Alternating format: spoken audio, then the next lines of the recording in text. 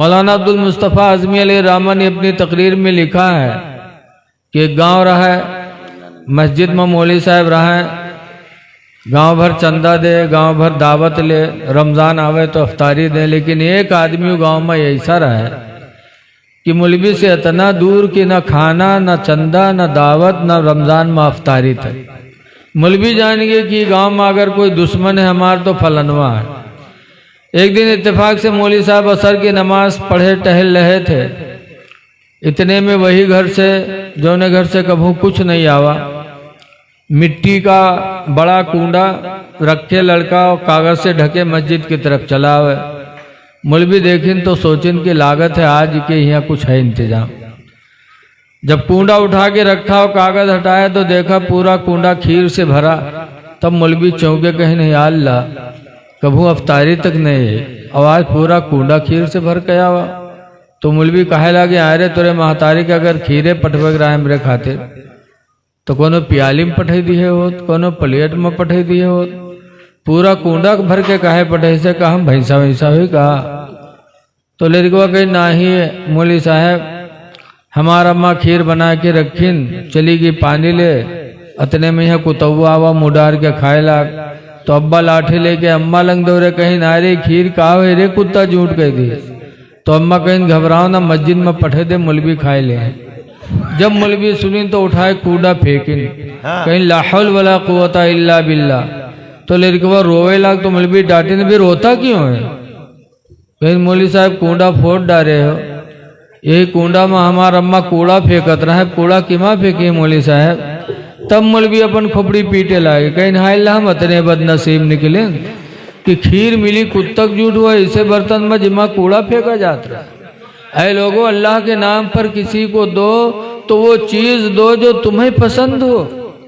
हदीस में कुरान करीम की आयत है, अल्लाह फरमाता लन तनालुल बिर्रा हत्ता तुनफिकू मिम्मा तुहिब्बून।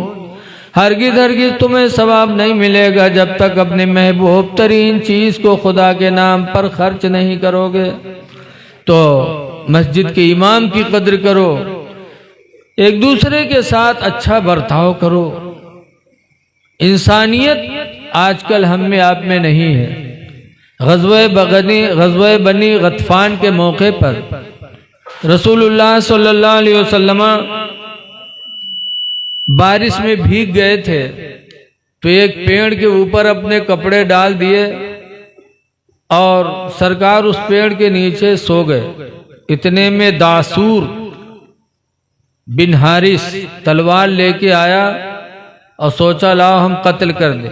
जैसे तलवार लेके सरकार के करीब आया, हजरते जिब्रील अलैहिस्सलाम फौरन बहुक्म इलाही नाजिल हुए और इतनी जोर से उसको घूंसा मारा दासूर को कि उसके हाथ से तलवार छूट गई।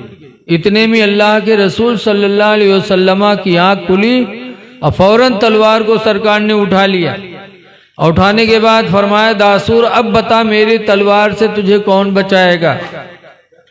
तब दासूर ने कहा, मेरा बचाने वाला कोई नहीं है। तब सरकार को उस पर रहम आया, फरमाया अगर तुझे कोई बचाने वाला नहीं है तो मैं तेरे ऊपर तलवार का वार नहीं करूंगा। तब दासूर ने देखा कि मैं तुम्हें कत्ल करने के लिए आया था और मैं कादिर न हुआ, तुम मेरे ऊपर कादिर हो गए, फिर तुमने मुझे रिहा कर दिया। खुदा की कसम ये आपका रहम व करम बता रहा है कि आपकी नबूवत भी सच्ची है, आपकी रिसालत भी सच्ची है। सुभान अल्लाह। और वो कलमा पढ़ा और फिर रसूलुल्लाह सल्लल्लाहु अलैहि वसल्लम के दरबार से मुबल्लिग बन के अपने कौम के अंदर गए और अपने कौम को नबी करीम सल्लल्लाहु अलैहि वसल्लम के ताल्लुक से कौम में तबलीग किया। और फिर लोगों की जमात आई और हुजूर सल्लल्लाहु अलैहि वसल्लम से कलमा पढ़ करके और इस्लाम को उन लोगों ने हासिल कर लिया। तो ऐ लोगों, मेरे नबी का रहम व करम ऐसा था कि उन्होंने हिंदू मुस्लिम नहीं देखा, बल्कि सबके साथ मेरे नबी ने अपने रहम व करम को आम किया है। हमने उसी नबी का कलमा पढ़ा है। इसलिए हमको आपको चाहिए कि आपस में भाईचारगी बना के रखें, एक दूसरे की मदद करें। लिखा है इन तंसरुल्लाह यंसुरुकुम, अगर तुम अल्लाह के दीन की मदद करोगे तो अल्लाह हमारी मदद का थोड़ी मुहताज है। मतलब यह है कि अल्लाह के बंदों की तुम मदद करोगे तो अल्लाह तुम्हारी मदद करेगा। इसलिए लोगों, आपस में हसद न करो, जलन न करो। अगर अपना भाई कोई ऊपर जा रहा है तो तुम उसको ऊपर करने की कोशिश करो, और जलोगे तो खुद अपना नुकसान करोगे।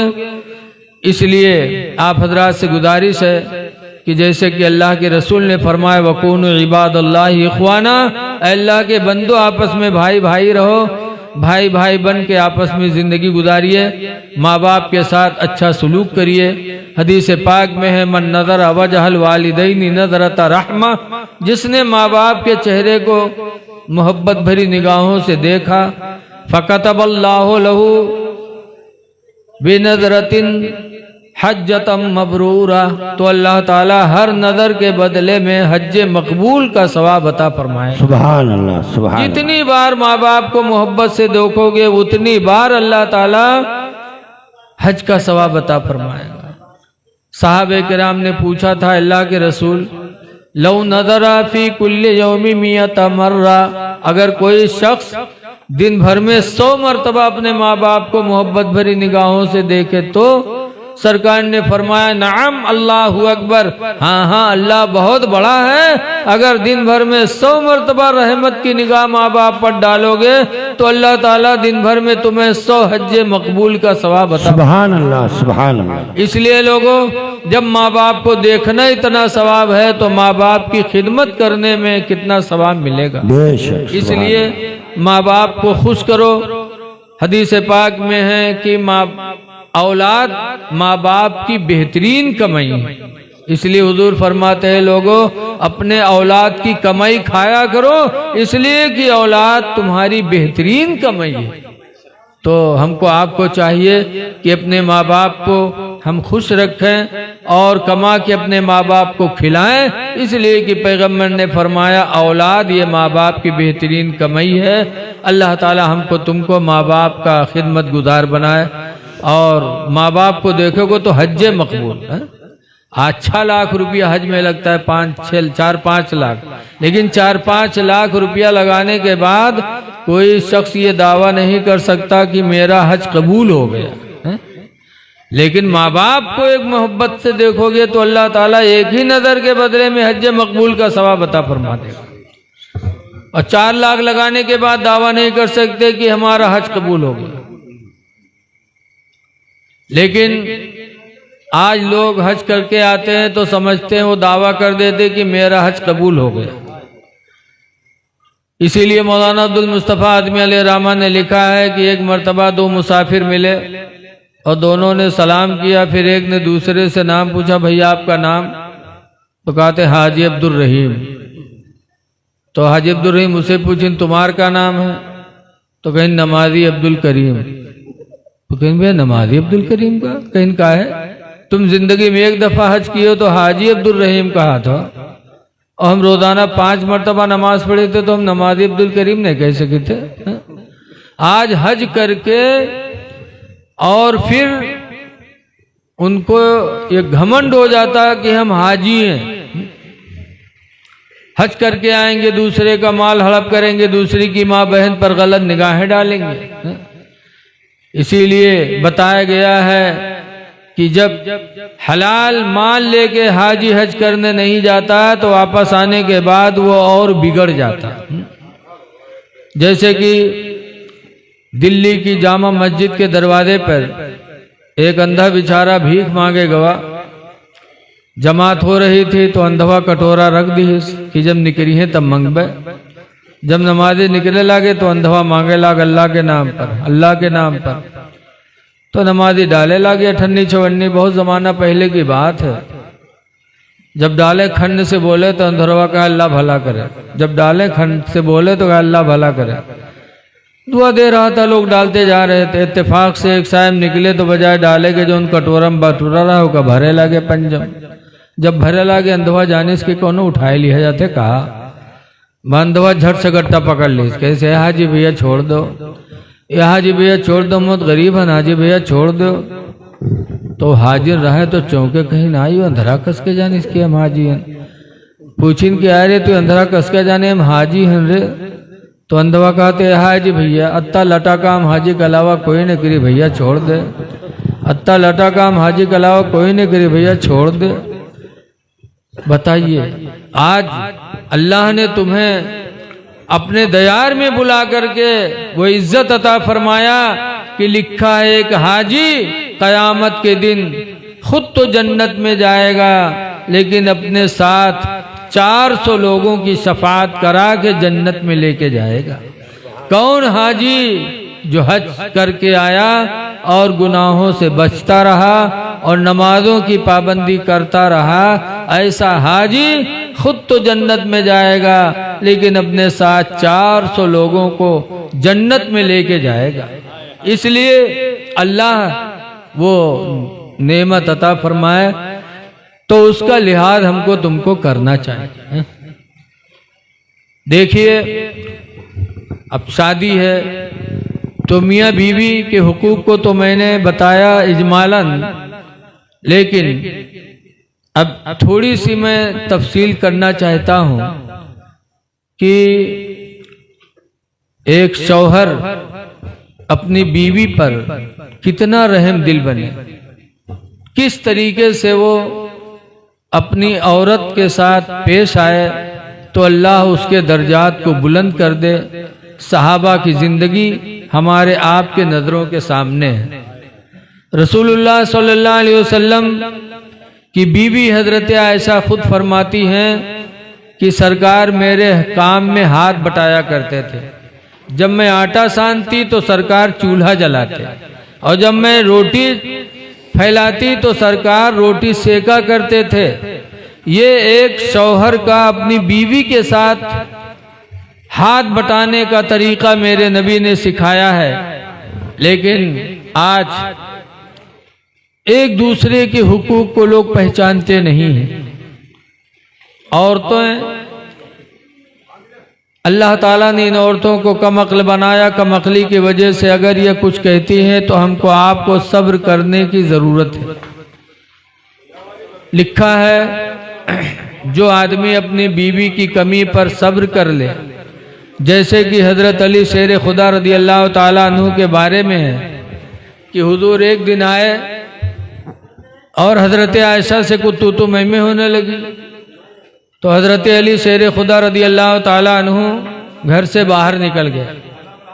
देखिए तू मैं हर घर में होती है। मदीना शरीफ में एक मुहद्दिस थे जिनका नाम था आमश, हदीस पढ़ाते थे और इतने बड़े मुहद्दिस थे कि हज़रत इमाम आदम अबू हनीफा भी उनसे हदीस पढ़ने जाते थे। एक मर्तबा उनकी मियाँ बीवी में कुछ तू मैं हो गई तो बीवी ने बोलना छोड़ दिया। आजकल औरतों की आदत होती है कि यहाँ कुछ तू मैं हुई बम्मू फुला लिया। बीवी ने बोलना छोड़ दिया। हजरत आमश इंतजार करने लगे। एक दिन गुजरा, 2 दिन गुजरा, 3 दिन गुजरा, उनकी बीवी नहीं बोली। तो हजरत आमश ने डरवाने के लिए कहा एक दिन शाम को कि अगर आज सुबह तक न बोली तो तुझे तलाक है, तलाक है, तलाक। अजान फजर तक न बोली, अगर आज अजान फजर तक न बोली तो तुझे तलाक है, तलाक है, तलाक है। डरवाने के लिए कह दिया और बीवी बेचारी परेशान थी अंदर अंदर। उसने सोचा आज चलो मुझे इनसे फुर्सत मिली। अब हजरत आमश इंतजार कर रहे हैं कि अब बोले, अब बोले, अब बोले। आधी रात गुजर गई और बीवी नहीं बोली। वो इंतजार में थी कि कितनी जल्दी अजान फजर हो कि हमें इनसे फुर्सत मिल जाए। और ये बेचारे आधी रात तक इंतजार करते रहे। उसके बाद परेशान होने लगे कि लगता है कि नहीं बोलेगी, अजान फजर हो जाएगी, मेरे निकाह से निकल जाएगी। तो हजरत आमश गए अपने उस शागिर्द इमाम आदम के दरवाजे पर, दस्तक दिया। इमाम आदम निकले। पूछा हुजूर इतनी रात? कहा बेटा एक मसला पूछने आया हूँ। कहा क्या? कहा बीवी से तू मैं में हो गई, तो बीवी ने बोलना छोड़ दिया। आज 3 दिन हो गया। मैंने उसे डरवाने के लिए कहा था कि अगर आज अज़ान फजर तक न बोले तो तुझे तलाक है, तलाक है, तलाक है। बेटा आधी रात गुजर गई, अभी तक नहीं बोली। थोड़ी देर बाद फजर का वक्त आ जाएगा, अज़ान होने लगेगी, मेरे निकाह से निकल जाएगी। कोई शरीयत में कोई रास्ता हो तो बताओ कि मेरी बीवी मेरे निकाह से न निकले।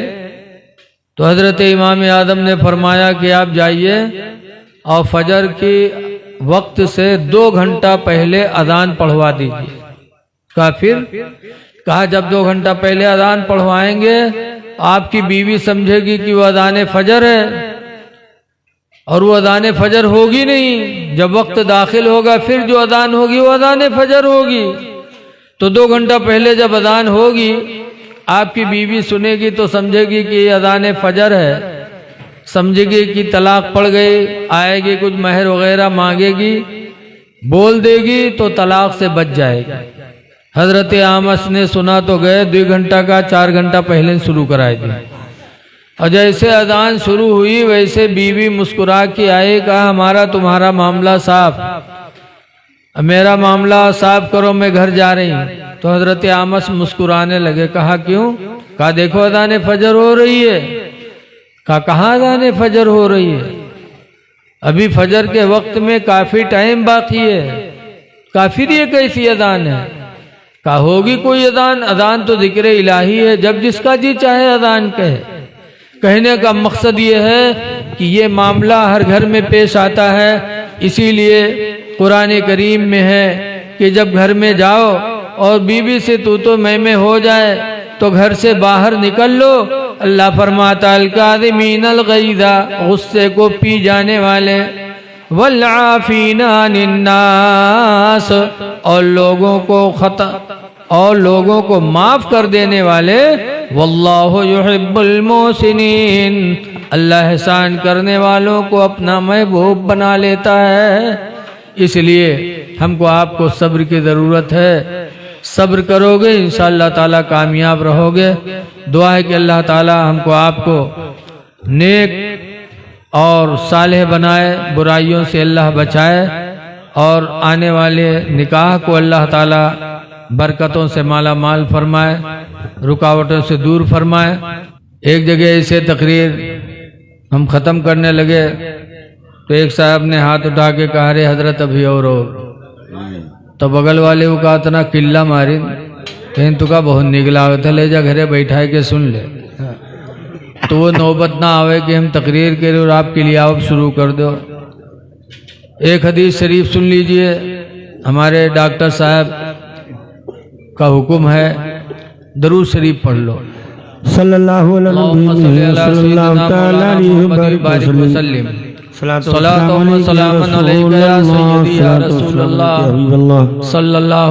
अलैहि वसल्लम।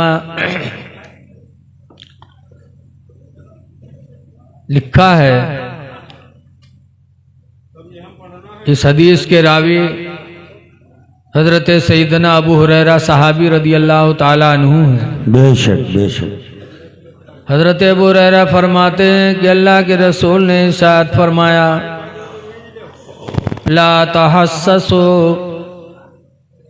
किसी को ऐब न लगाओ, वला तजस्ससो, और किसी के अंदर ऐब तलाश न करो, वला तहासुदो, और एक दूसरे को देख के जलो ना, वला तबागदो, और आपस में बुग़्ज़ न करो, वकूनू इबादल्लाहि इख्वाना, और ऐ अल्लाह के बंदो तुम आपस में भाई भाई बन जाओ। सुभान अल्लाह सुभान अल्लाह। किसी के अंदर ऐब न तलाश करो, इसलिए कि जब दुनिया में तुम किसी के ऐब पर पर्दा डालोगे तो हदीस में मन सतरा मुस्लिमन सतरहुल्लाहु फिद दुनिया वल आखिरा, जो किसी के ऐब पर पर्दा डालेगा अल्लाह ताला उसके ऐबों पर क़यामत के दिन पर्दा डालेगा मैदान महशर। बेशक बेशक। तो ऐब न देख तलाश करो, न किसी को देखकर जलो। आज लोगों में जलन कितनी है। कोई दौलतमंद हो गया तो उसको देख के जलते हैं, कोई ओहदा पा गया तो उसको लोग देख के जलते हैं। आज हसद की वजह से आदमी खुद परेशान है, दूसरा तो परेशान है ही है। हसद न करो, हसद करना इंसानों का काम नहीं है, हसद करना जलना शैतान का काम है। जैसे कि हजरत आदम से हसद किया शैतान, तो आज तक भी वो मरदूद बारगाह फिरा घूम रहा है। हसद न करो, हसद करने वाला आदमी कभी पनप नहीं सकता। हदीस पाक में अल हसद याकुलुल हसनाती, हसद नेकियों को खा जाती है। कमा ताकुलुन नारुल हतबा, जैसे कि आग लकड़ी को खा जाती है। हसद न करो। तो ओहदा देखकर हसद करेंगे, मौलवियों से हसद करेंगे। अभी देखो निकाह का टाइम आ रहा है, मौलाना निकाह पढ़ाइयों के बाद पूछिए कत्ता हुआ मौलाना साहब, जब बताइए 2100 या 2500 या 5100 तो ये 2 कलिमा पढ़ाए दी 5100 रुपया। फिर वहां 10 आदमी मीटिंग करेंगे, कत्ता दी हो का करी। जब दूल्हा के लिए गाड़ी बनाया था 25-21, तब मशवरा नहीं किया। दुनिया भर लंगर किया तब मशवरा नहीं किया, और इमाम को देने के लिए मशवरा करेंगे। ऐ लोगों, मौलवियों को देख के जलो ना, हसद न करो। मस्जिद में इमाम रखो तो उसको भी खुश रखने की कोशिश करो। हदीस पाक में अल्लाह के रसूल सल्लल्लाहु अलैहि वसल्लम ने इरशाद फरमाया, मदीने में पहुंचने के बाद 3 पैगाम दिया था। इफ्सउस सलाम बैनकुम, आपस में मिला करो तो सलाम किया करो। वतअम बैनकुम, और आपस में एक दूसरे को खाना खिलाया करो। बेशक बेशक। यहाँ तक कि कुरान हकीम में है, जहन्नमी जहन्नम के अंदर चिल्लाएंगे तो पूछने वाले पूछेंगे, मा सलककुम फी सक़रा, किस वजह से तुम जहन्नम में डाले गए। क़ालू लम नकु मिनल मुसल्लीन, बेशक बोलेंगे हम नमाज नहीं पढ़ते थे जिसकी वजह से जहन्नम में आए। वलम नकु नुतइमुल मिस्कीन, और हम गरीबों को खाना नहीं खिलाते थे। हाँ हाँ। तो इमाम को हम खाना नहीं खिला पाते। अफसोस है, इमाम की कद्र करो, तनख्वाह बढ़ा के दो। 500 या 200 लोगों के बीच में एक आदमी अगर परेशान हो तो फिर बताओ कितनी तकलीफ वाली बात। बेशक। लेकिन आज अफसोस है कि लोग मौलवियों से जलते हैं।